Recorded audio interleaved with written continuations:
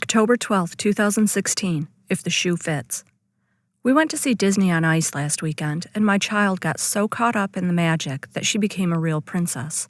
As we were walking up the steps from our seats, she turned around with a look of panic and said, "My shoe! Oh no, my shoe!" I looked down, and sure enough, her shoe had slipped off through the back of the stairs and fell underneath the stands. Quickly, her butler, who also answers to Grandpa, went to check with the guards to see if there was a way to retrieve her slipper. Cinderella sat on the steps crying while all of the other princesses climbed over her, having heard the clock strike midnight and being ushered by their coachmen. Luckily, Gus and Jaq were there to whisk Cinderella away to her carriage.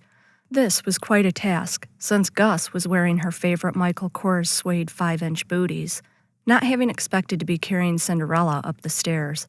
Knowing that Gus is a fellow lover of shoes, Cinderella clung to her all the way to the top of the steps, lamenting over her lost slipper.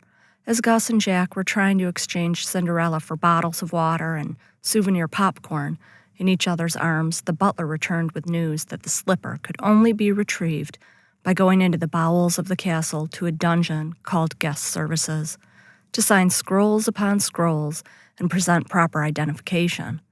Having experienced the village idiots who worked in the dungeon, Gus decided to head straight to the carriage before it turned into a pumpkin. Alas, the carriage was found still a carriage, and Cinderella was whisked away, having forgotten about her lost slipper, at the mention of her fairy godmother's awaiting birthday cake. Now Gus just needs to find some replacement slippers before the next ball.